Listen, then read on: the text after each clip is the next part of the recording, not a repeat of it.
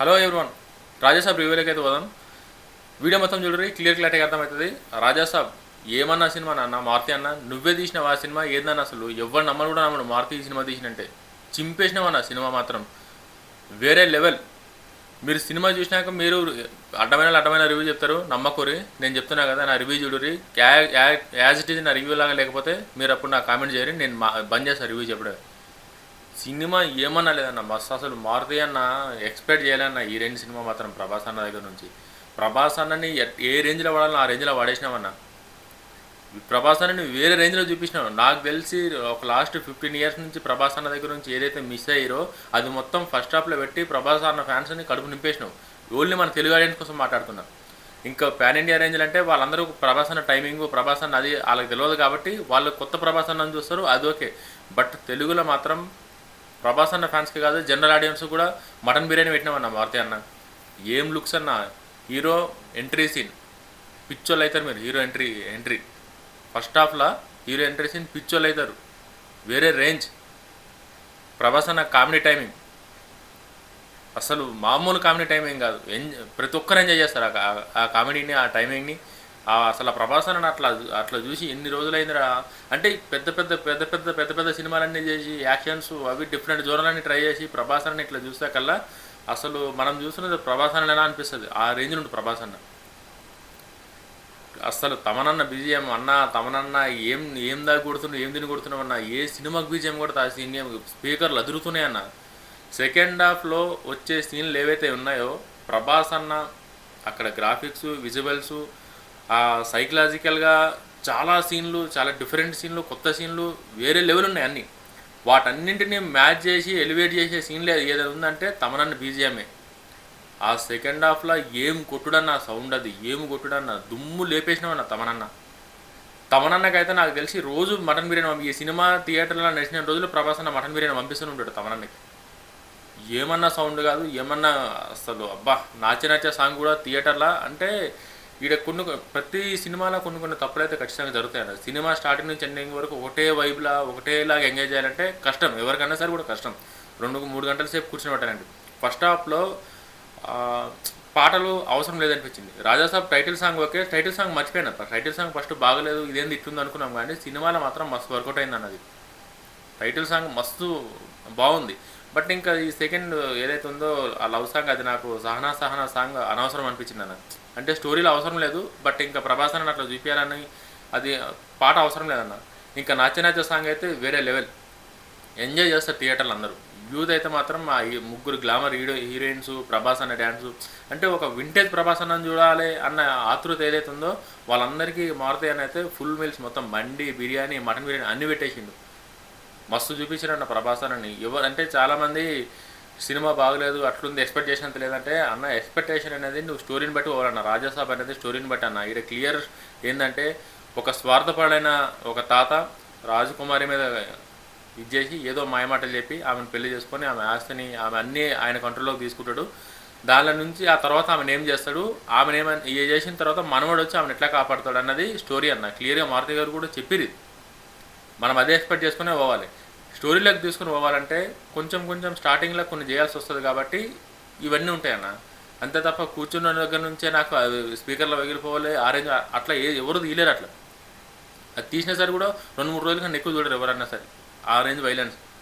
First half మొత్తం comedy, fun, ఈ రీన్లతో love track, ఇవన్నీ వీటితో మేనేజ్ చేసిండు. అసలు ఫస్ట్ హాఫ్ అయితే మాత్రం స్లో ఉంది, కానీ మస్తు ఉంది అన్న. స్లో అంటే కూడా మరీ అంత స్లో కాదు, బట్ ఈ పాటల వల్ల కొంచెం బ్రేక్లాగా అనిపిస్తుంది.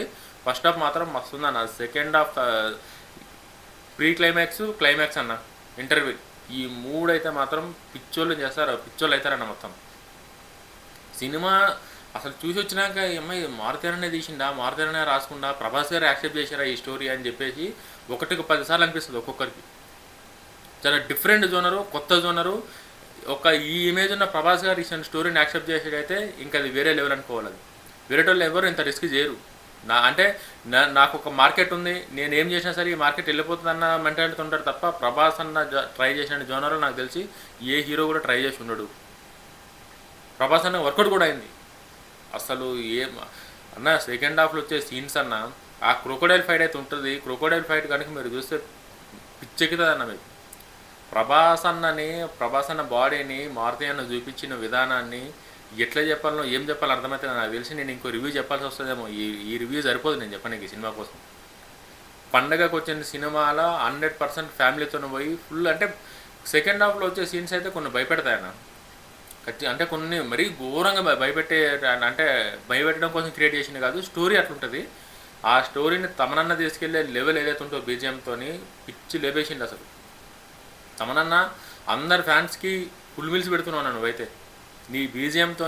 సినిమా థియేటర్లో ఒక్కొక్కరికి ఇట్లా కుర్చీలు కూర్చున్నా సరే కూడా ఆడు పైకి వెళ్ళేస్తున్నాడు నీ సౌండ్తోని.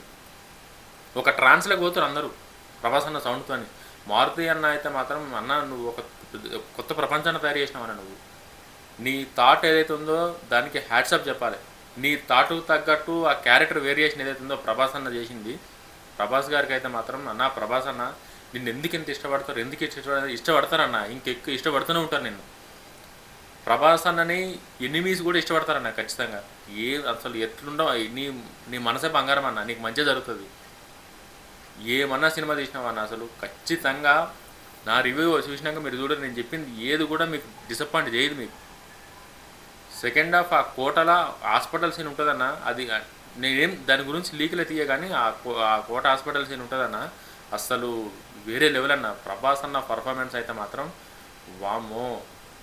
మనం ఎంత ఎక్కువ మాట్లాడుకున్నా తక్కువనే సినిమా కోసం.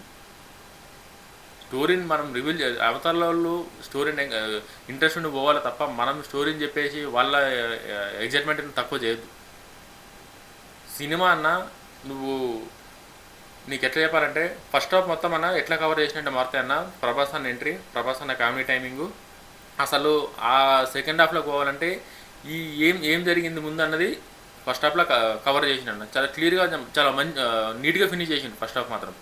సెకండ్ హాఫ్లోకి పోయిన తర్వాత సంజయ్ దత్ గారు ఎంట్రీ కావచ్చు, సంజయ్ దత్ గారు యాక్టింగ్ కావచ్చు, అమ్మ ఆయన కూడా అసలు మస్తు యాక్ట్ చేసిండు. ఏదైతే రాజాసాబ్ కోట ఉందో ఆ కోటలో జరిగే ప్రతి సీను ఎక్సలెంట్ అన్న, ప్రతి సీన్ ఎక్సలెంటే. అసలు ఎవడు ఎన్ని రివ్యూలు చెప్పినా సరే బాగలేదు అది ఎక్స్పెక్ట్ చేసినది లేదంటే ఎవడు నమ్మకండి అన్న. సినిమా మస్తుంది. సినిమా గురించి తెలిసినట్టు చూస్తేనే ఏదైనా అర్థమవుతుంది.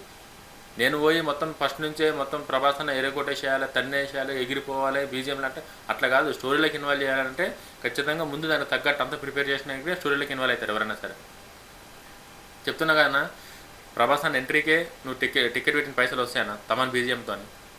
ఎంట్రీకే ప్రభాస్ అన్న కామెడీ టైమింగ్ పిచ్చగా ఎంజాయ్ చేస్తావు నువ్వు. ఇన్ని రోజుల తర్వాత ప్రభాస్ అన్న కామెడీ చేసిందని చెప్పి ప్రభాస్ అన్న లుక్స్, ఇంటర్వెల్ బ్యాంగు, ప్రీ క్లైమాక్స్ అన్న ఇంతకన్నా ఎవడన్నా నీకు ఇంత ఎంగేజ్ చేసే హీరో, ఎంగేజ్ చేసే డైరెక్టరు మారుతి అన్న అయితే మాత్రం ప్రభాస్ అన్న లాస్ట్ ఇంటర్వ్యూలో మాట్లాడినట్టు ఆ క్లైమాక్స్ పెన్నుతో రాసిన మిషన్ గన్నుతో రాసినట్టు ఎక్స్పెక్ట్ చేయరన్న క్లైమాక్స్. అది ఒక డిఫరెంట్ క్లైమాక్స్, డిఫరెంట్గా మనమే పిచ్చోళం అవుతాం, మనకు కూడా అర్థం కాదు అది. మనం కూడా అంత థ్రిల్ అవుతాం ఒక్కొక్క సీన్కి ఒక్కొక్క దానికి. పార్ట్ 2 కూడా ఉందన్న, పార్ట్ 2 కూడా ఉంది. అసలు ప్రభాస్ అన్న జోకర్ గెటప్ వచ్చిన తర్వాత అసలు ఇంకొన్ని ఒక 5 minutes ఏదో ఒకటి వాళ్ళిద్దరి మధ్య ఏమైనా చేసి పార్ట్ 2 పెడితే బాగుంది అనిపించింది. అసలు ఎక్సలెంట్ అన్న సినిమా మాత్రం. వేరే అంటే మైనస్లు అయితే ఉన్నాయన్న, మైనస్లు అంటే గొప్ప పెద్ద మైనస్లు అయితే ఏం లేవు. అవసరం లేని దగ్గర పాటలు పెట్టినట్టు అనిపించింది. ఫస్ట్ హాఫ్ కొంచెం స్లో అనిపించింది తప్ప ఇంతకు మించిన మైనస్లు ఏనే లేవు. ఎవ్వరు ఎటువంటి సెకండ్ థాట్ పెట్టుకోకుండా ఫ్యామిలీతోని ఈ పండుగకు మొత్తం నాకు తెలిసి ఈ పండుగను కుమ్ముతాడు రాజాసాబ్, పక్క రాజాసాబ్ కుమ్ముతాడన్న. జై హింద్. Channel subscribe చేసుకోరన్న.